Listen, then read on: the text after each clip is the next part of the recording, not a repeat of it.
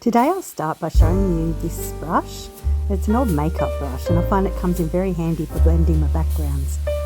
Acrylic paints tend to dry very fast, so to stop this from happening I usually add some Matisse drying retarder into my mix, and that just slows down the process of it drying. It just gives me a chance to blend it a bit more and make it more smooth and out of focus effect. In doing this, it ensures that your focus remains on the dog. And I've used Payne's Grey as it is a cool, dark, muted colour in contrast to the warmth of the dog. And by adding the floor below, it adds depth and context to the piece. This is one of my best friend's dog, and her name is Claudia, and she's just an absolutely beautiful little thing.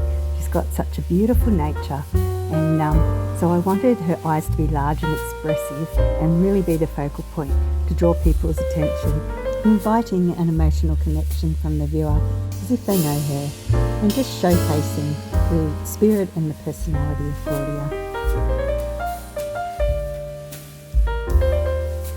So anyway, I'm doing this as a gift for my friend Tracy. My friend Tracy's been there for me throughout the years.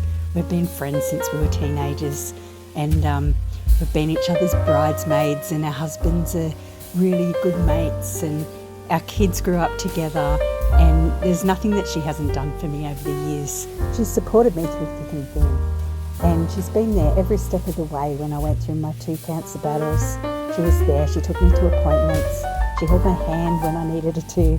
She looked after my family when I needed her to, and she's just been such a support to me. And I really wanted this painting just to celebrate our friendship and to thank her for everything she's done, of course. Our families don't live close to each other like we used to. We're probably about 3 to 3.5 hours drive away, but we do make an effort to get together every so often, and when we do, I just love the fact that we can pick up exactly where we left off.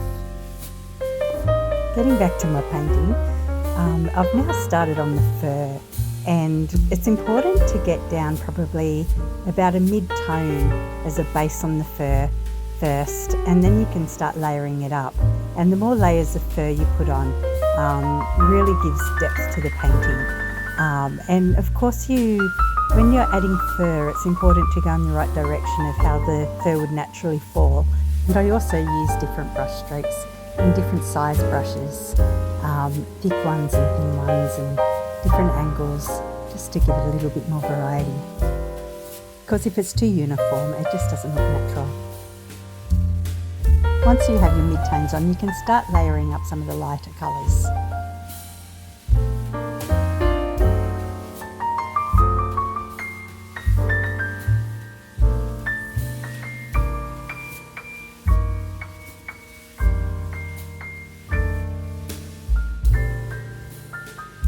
I'm now starting on the body. I didn't want to add as much detail as I have in the face, mainly because I want the focus to be on the face.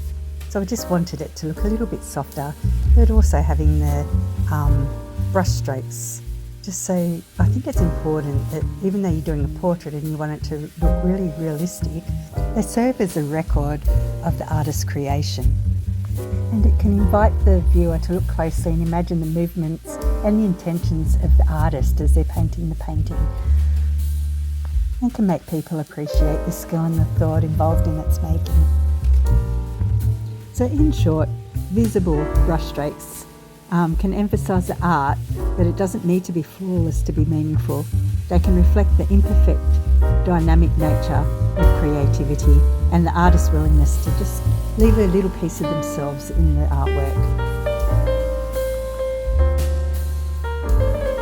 Now Claudia always has these little tiny pieces of hair that stick up across her eyes, so I just had to add them in because they just make her look so cute.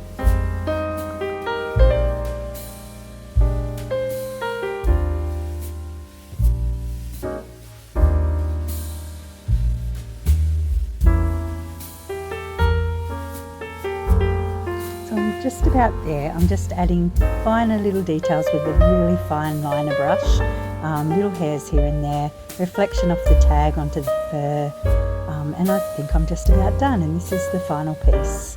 I'm sure Tracy's going to love it.